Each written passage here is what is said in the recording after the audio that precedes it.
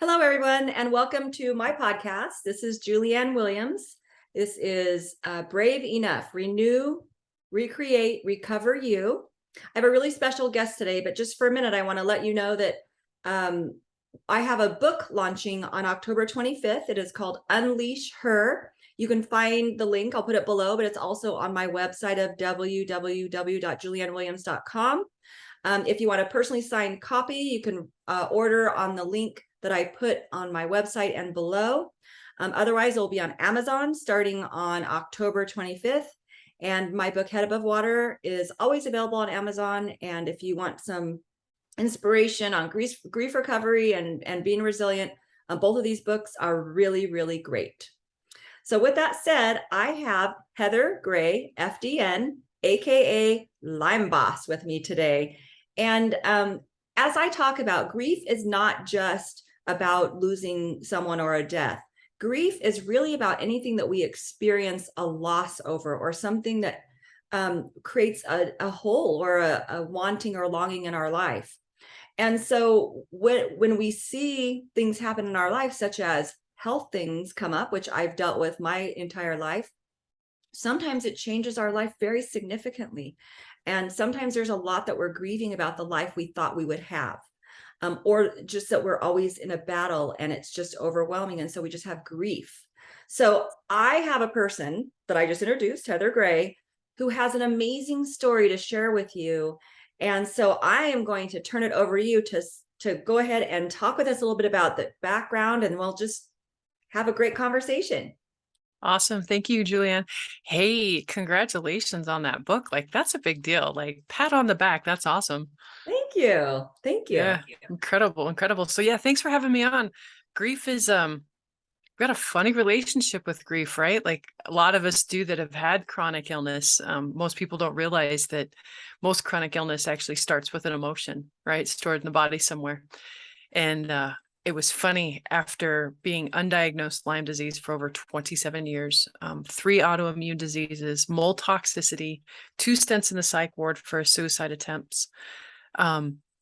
It never, I would work on the physical right after I became an FDN, because it's easy to read a test result, right? And then, work off that test result, work off that lab, right? My adrenals are low. Okay, well, let's take something and do some things that help my adrenals. And it got me better, but it only got me so much better, right? And it wasn't until that I actually started to come back around after years of relapsing before I realized that I had to incorporate that mental emotional component to healing, right? There's so many of us that I mean, if you think about it, if your nervous systems are turned on, right, and they're stuck on, like they are in a chronic illness, and nothing, I swear, nothing churns and activates your nervous system as much as mold does. So if you've got sensitivities towards molds and you've got those issues in your DNA, like even after you're out of the fire, it's like the alarm bells are still going off in the brain. So the fire's gone, but the alarm is still, sounding. And it's really, you can't heal, right? When you're in that fight or flight, you can't heal. I have a crazy calico And too. yes, we have a guest today, Jody.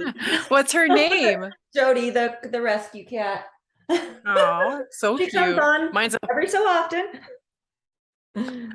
Mine doesn't want anything to do with me, and when I'm working, for some reason, it kind of bummed me out, but she gives me my space. But as I was saying, is so when you're stuck with the tiger, right, that's constantly out to get you, and your nervous system is on all the time, and there's a tiger in the room, you can't heal when you're like this. You can't digest when you're like this. You're not going to want to have sex when you're like this, because your body is using all that energy to run away from the tiger. And so it makes sense that, that was like the piece that the missing piece to my puzzle. There was a lot, right? But that was like kind of the final piece of really getting my nervous system chilled down a few notches so that my body then could heal. So how did you go 27 years without a diagnosis? That was a whole reason for grieving all on its own. I mean, there's so many reasons to grieve. I mean, my lost childhood. Like you said, the life that we didn't get to have, some of the guilt that I still carry, that I still work with, I'm working with to, clear, is, guilt over my kid's childhood, because he had a very sick, reactive, angry mother, up until gosh, he was the age of 10, before I started getting answers. Yeah, that's a good question. I had seen practitioner after practitioner after practitioner. My first suicide attempt was when I was 15, and at the time, nobody was trying to dig deeper on why this 15-year-old was trying to take herself out. They just put me on prescription drugs, pat me on the head, told me that I was attention seeking, and sent me out Mm. the door.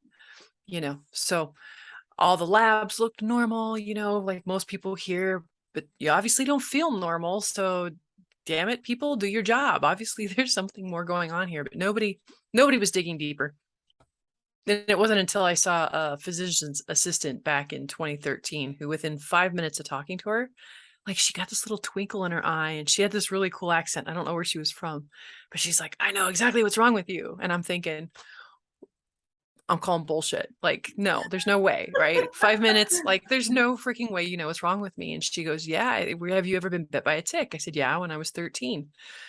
And she's like, I think you have Lyme disease. And I'm like, I'm sorry, a citrus disease? I don't understand. Like, it was very bizarre. And then that was kind of what started that journey. And then I was diagnosed celiac, and then I was diagnosed Hashimoto's, and then I was diagnosed endometriosis. So finally getting some answers, but really it all stemmed back to peeling back those layers of of grief, of emotion, of anger, of sadness, all the things that I never let myself feel. Mhm. They got stuck in my nervous system. So after you got your diagnosis, obviously at first it was probably a bit of a relief Oh, because absolutely. it's like, oh my gosh, I finally am validated. I'm, for all these things that I've experienced. After that, though, how did you feel after you sort of got over that relief? Did you then realize, oh my gosh, this is something I'm gonna have to deal with forever? Or what were your thoughts? So it's funny. So one of these days I'm going to write a book, and the title is going to be I Told You I'm Not Crazy: The Mhm, Realities of Lyme Disease, because that mhm, was the first thing I screamed at the top of my lung. I still remember driving down I-25 in Colorado from Denver to Fort Collins, crying, just streaming tears. And I screamed that out. I told you I'm not crazy, because that's, and the more and the louder you scream that, the more they go, that's what a crazy person would say. mhm, So you get like even more dismissed. And I'm actually wanting to start some sort of a campaign to get rid of the C word, mhm. because it pisses me off on so many levels. Because when you Yes. get labeled crazy, that's it. You're done. The stigma that comes along with that, so even if I am operating at like 90% on a regular basis, but that 10% of the time I struggle and I have mental health issues, Mhm, I get lumped into having mental health issues all the time. mhm. And so I actually this week I started making some memes of, um, I'm not crazy, my brain is just inflamed, right? Or I'm not crazy, your brain inflammation is showing. Just trying to get a different sense around this word and mental health issues in general, because they're still so misunderstood. And like I said, the stigma that comes along with it is just ridiculous. But so sorry, my little rant. No, actually, I just want to. So, my book here, Head Above Water, it's the story of me getting my feet back on the ground after losing my husband to suicide. He Mm, was 38, I was 36, I had two little kids, and that's what prompted all of this for starting, is really wanting to make a difference in a number of areas, but one of them being around mental health. So everything you're saying, that's exactly, I mean, the stigma is something that I really think does a disservice to everybody in society, because we become afraid and we become embarrassed and shamed to go and get help because we don't want to absolutely. be labeled crazy. And by the way, it's no different than I have a heart problem, diabetes, cancer. There's no difference. It's a physical issue in the brain chemicals. And so, my husband lost his life because we were unable to get treatment, partially because, I mean, we had every resource, but partially because he was misdiagnosed and Mm, was on the wrong medication for a long time. And then partially because he wouldn't tell anybody because mm, he was embarrassed and he didn't want to be looked down upon. And, that cost him his life. It cost me, my husband, it cost my children their father. Mm. And I so, it's really like, when I saw some of your stuff, this is why I was so interested in having you on, because you have like this whole, so many facets to what it is that your mission is. And so, yes, and I want to, if we can, if it's not too sensitive, talk a little bit about how do I tell people all the time that I know if my husband would have been able to live, he would be happy today that he was alive, that mm, he would be so like joyous to see how his kids have turned out and mm. the life he would have had. And so if it's not too sensitive, if you want to share, just, I mean, you attempted twice and you're still here. Oh, absolutely. I am. So I got a funny little caveat though off that. Like, Yeah. so thank you for reminding me. There's still a little bit of brain damage from, like I said, you can't have a critter in your system for that long without having some long-term damage. And I operate at a very, very high level compared to most folks that I know because of the lifestyle and what I've done for treatment. But I do have some memory issues sometimes. So that's why I was like, what are we talking about? What are you doing? So No, thank it's you for fine. reminding me. Yes, yeah, my uncle had killed himself when he was 4. My son was 2 stents in the psych ward for trying to kill himself. And then a couple, and those were just the 2 times that I was kind of caught. Like there were many times that I probably should have gone. So yes, this is a topic that is very near and dear to my heart. And it wasn't just 2 years ago, I was fired from a health company because I had posted something on social media that was supposed to be inspirational. I was talking about what a dark place I was earlier in that day, but then I said the things that I did to help pull myself out. And I got fired. I was put on a leave and told that it didn't look good on their end to have somebody like me working for a health company, right? Wow. And they had 4 people very active in social media who were overweight working for this health company, right? So that's what you were just saying. You've got heart issues, you've got these other issues. Like it pissed me off. It's like, how is this any different than any of the health issues that your clients are that your employees have working for this health company? And then I just recently ran into it again with another. I was looking for part-time coaching with a health practitioner who saw something that I wrote on my social media on my DNA test that I just recently had. And it Mhm. said that I have this cool, rare haplotype that when you have a certain genetic copy of this one and a certain genetic copy of this one, that actually one cancels the other one out, and you have a problem with uptaking serotonin, Oh, right? Talk about validating. Like that thing right. was like, talk about validating. Like I'm not there's not something like, yes, there is something wrong with me, but it's not something that I can just fix, right? Absolutely. And so again, I was talking about that on social media, and she said that I was not appropriate on social media. And so now the more and more that I'm kind of getting told that what I'm saying is not appropriate, it almost makes me want to scream it even louder because people need to hear this. This has got to stop. We've got to stop doing this to people. We've got to stop calling them crazy. We've got to stop slapping that label on, because just like you said, I will never shut up. That's just how I'm wired. But there are other people that if they got that kind of backlash, one, they're not even going to say anything to begin with, like your husband. And Mhm. 2, if they get that backlash, they'll never say it again. Right. Right. Because it doesn't feel safe. And we need to create places where people can express themselves, whether they're talking about their diabetes or they're talking about their mental health issues, because they really are no different. They are rooted in a physical cause, and Mhm. then rooted also with an emotional, trauma, nervous system type issue, so yeah. Right. Well, and Ugh. that's sad, because I mean, from a health company standpoint, I would want someone who is compassionate to the people that I'm serving.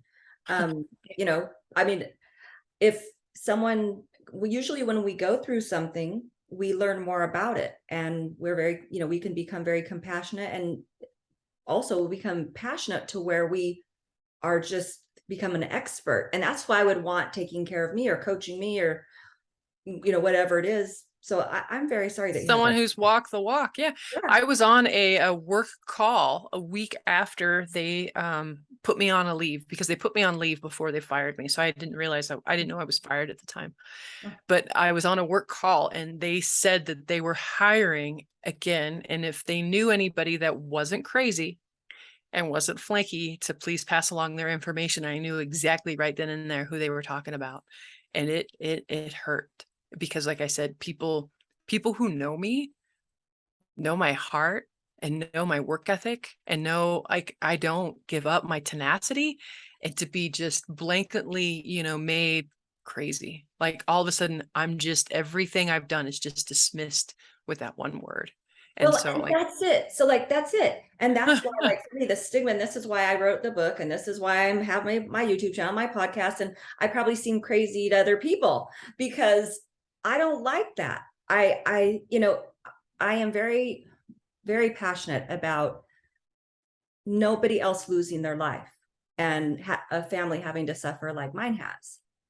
And the more we perpetuate what you've just experienced, the less likely people are going to be to get help and to talk about it. And we just continue this terrible cycle. amen.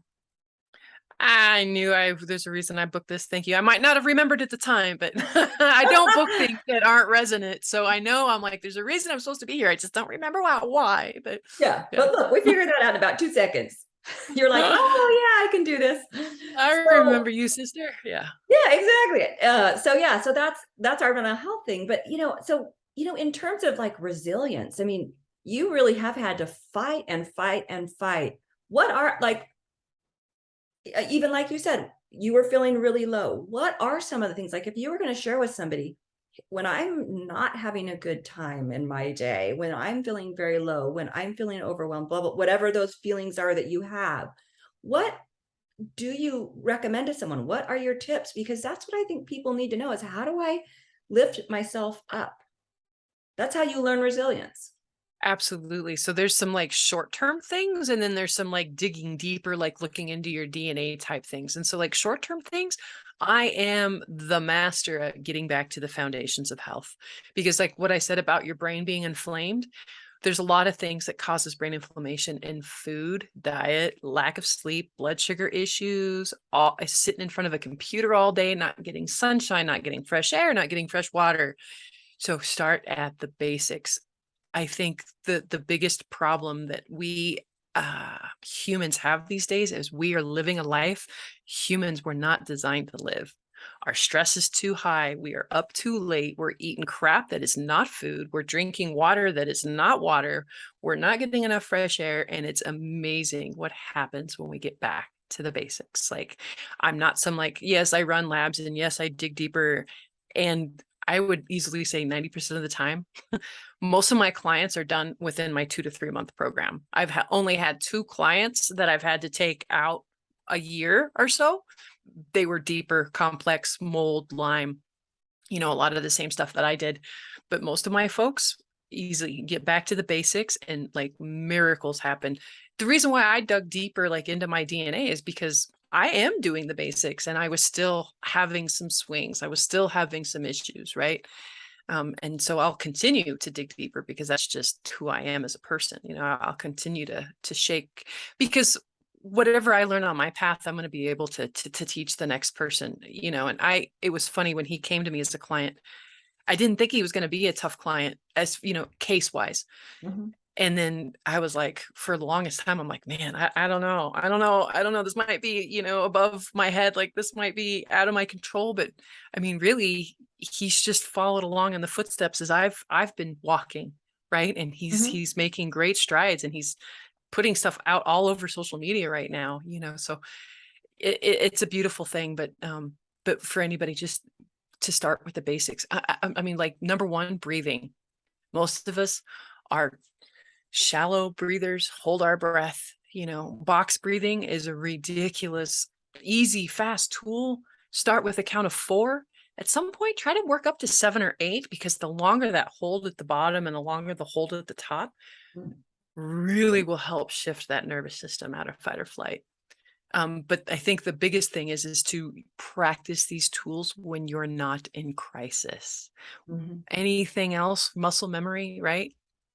You've got to practice these things when you don't, when the 5 alarm fire isn't going on. So that way, when you're in it, you can actually pull from those tools. But if you haven't gotten that practice down, it is impossible to remember what you're supposed to do while you're in it. Well, and talking about breathing, one of the things, if you think about when we're grieving, when we're sad, when we're, in that moment, one of the things I remember feeling, and I've found that it's true with most everybody, is that's one of the first things people say is, I can't breathe. Right. Right? Because that our Absolutely. body, the reaction that we automatically get just is that it just stops because it's overstimulated and it's trying to get back to homeostasis. And breathing is, when we're grieving, it becomes very shallow. And also people tend to hold their breath a lot because of the tension in their body and whatnot. So you're right. And for people who don't know what box breathing is, it's sort of like, inhaling and holding and exhaling and holding all at the same time. So like she was saying, 4 seconds. So you inhale 4, hold 4, exhale 4, hold 4, inhale 4, and you just keep, and it just relaxes your body. So it is very effective, but you do have to, like you said, you have to be aware of it and you have to practice it.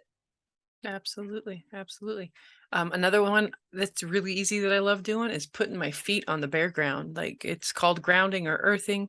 I have a teenage son, stepson still at home, and he was like all angsty, crawling out of his skin. And I said, get your butt outside and put your feet on the grass. And he like, rah, rah, rah, rah, rah, rah, rah. I watched him.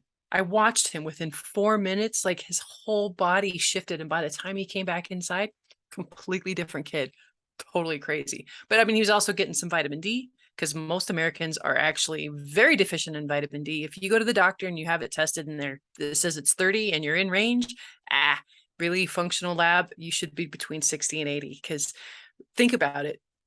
Western medicine, their lab ranges are looking for disease processes only. If you actually want to function optimally, you need to switch those numbers around. So he was getting vitamin D, he was getting fresh air, and he was getting, those negative ions from the earth, discharging a lot of these EMFs and the stuff that we get from our technology, like I'm sitting in front of 2 lights and a camera and two computer screens. After this, I'm going to go outside and put my feet on the ground just so I can kind of help discharge some of this stuff. Yeah. And I mean, if you think about it, when things get hard, I mean, just if you go take a walk, even just a quick walk around the block, just get out, change the scenery, get exposed to nature.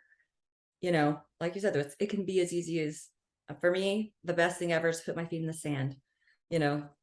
That's to me the piece of heaven that I get sometimes. Yeah, I learned that one about 10 years ago for the first time when I went to Florida, and was walking along the beach picking up shells, and was the first time in my life I felt calm. And I was like, what is this? Like, this is incredible. Like, I'm moving. That's it. I'm moving to Florida. I'm still going to make it back. I'm still going to make it there. I've got one more kid to graduate high school, and then I'm out. Colorado this time of year is absolutely spectacular. The trees this year are they're incredible. I can't get over how colorful and vivid they all are. We're having a beautiful Indian summer, but for the most part, the high, dry climate, altitude, snow, cold. Yeah, I belong next to the beach with my feet in the sand.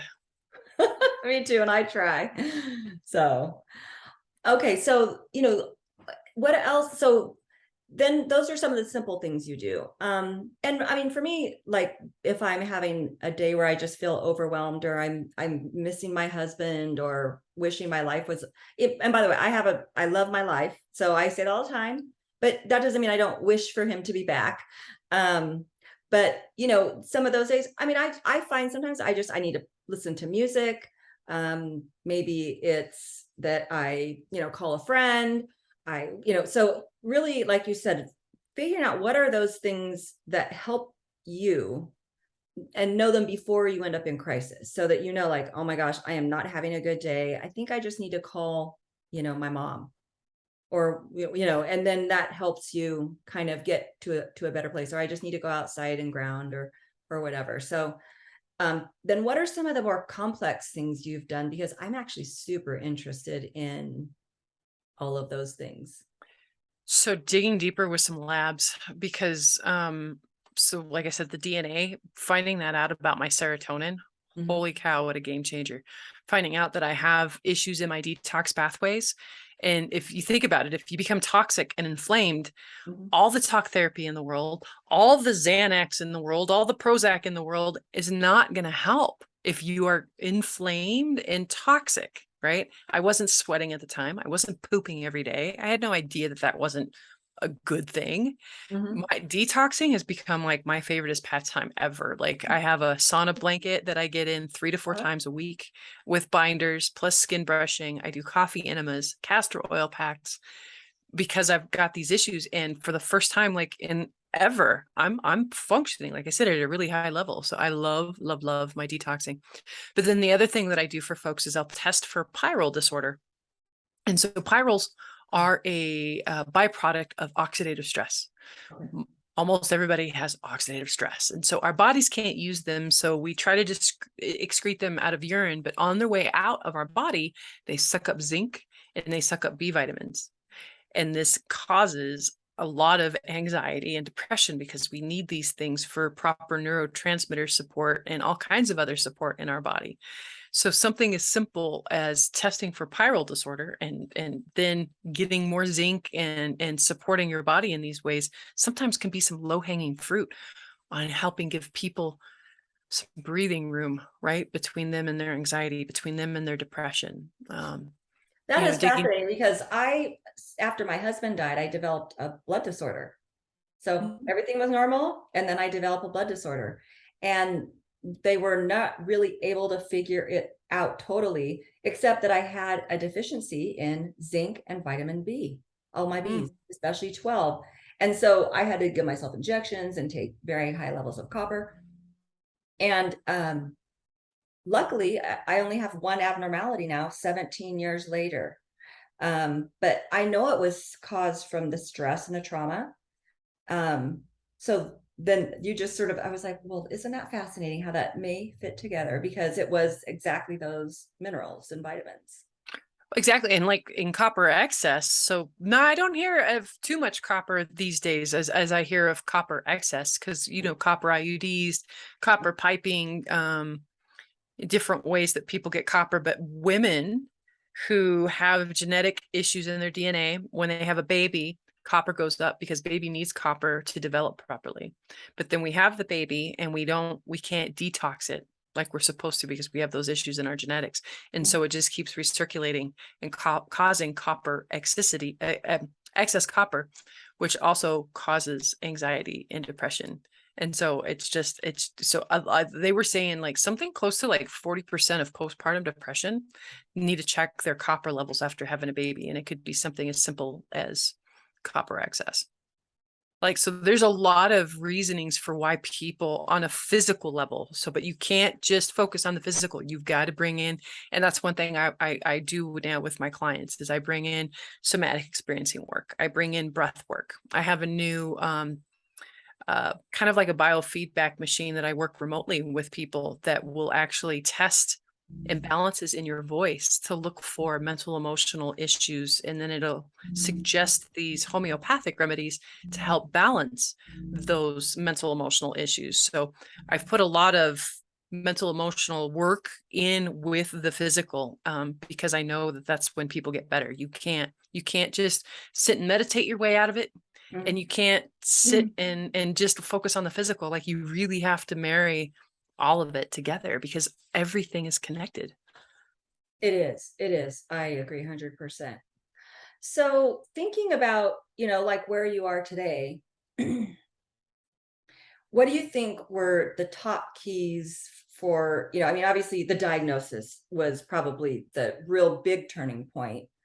So you would know what you were dealing with, but what were some of the keys of, getting, I mean, you're grieving this whole loss.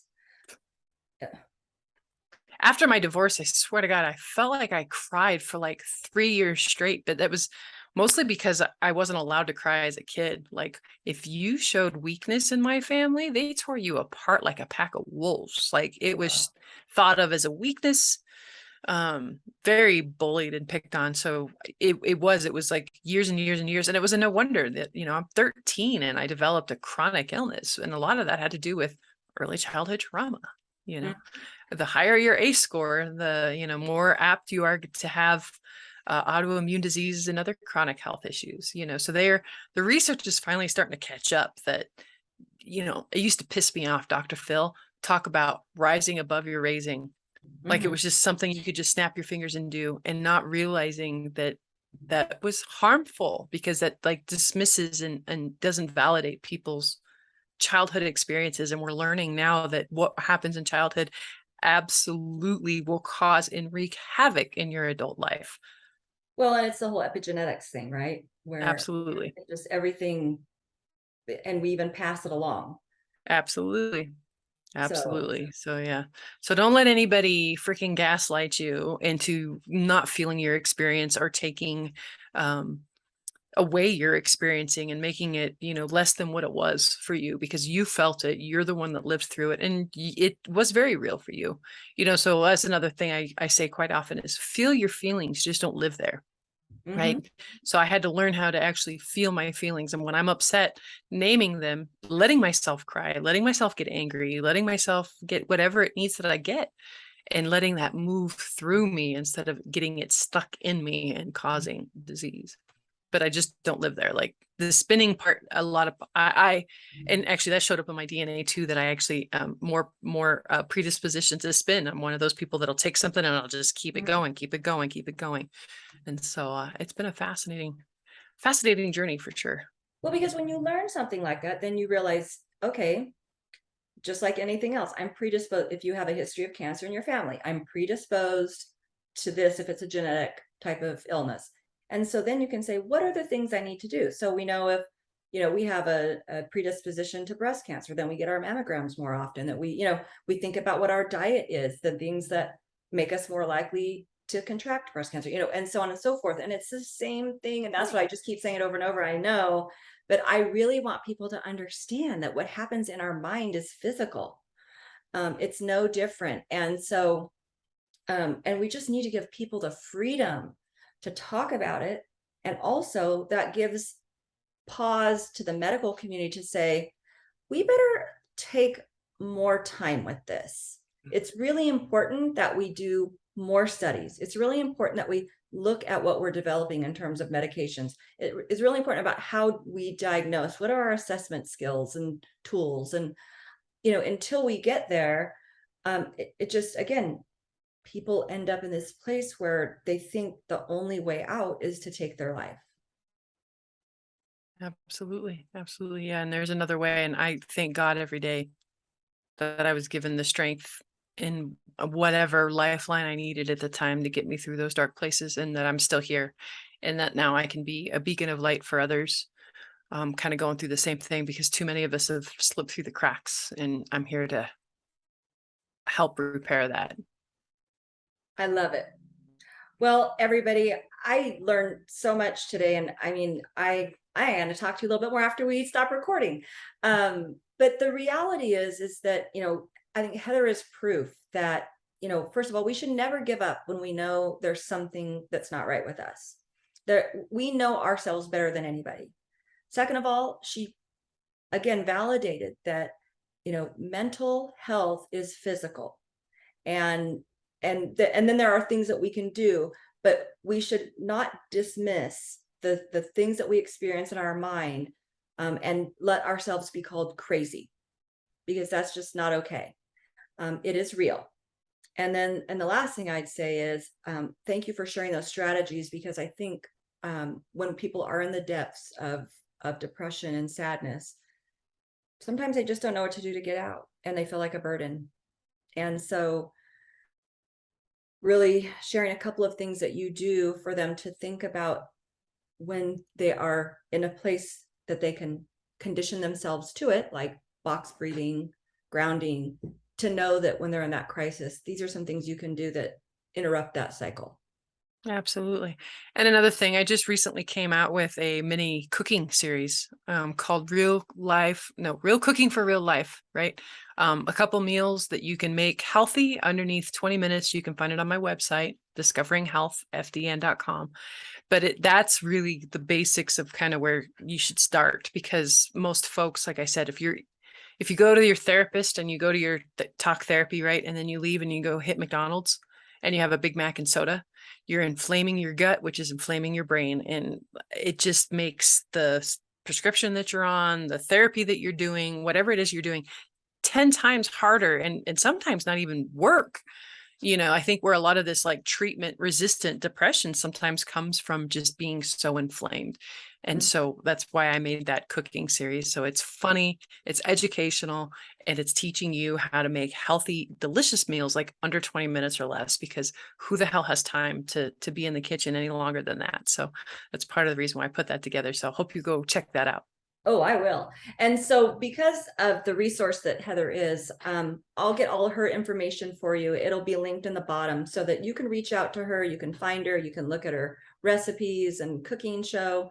And if you need coaching, she would be, I think a great person to reach out to. So we'll get all that information down below. And, I am just grateful that we connected on social media. And I just admire you so much and think that the work you're doing is really, really important. And I know that I have learned a lot from you, and I just am thankful for your time today. Back at you, sister. Thank you so much.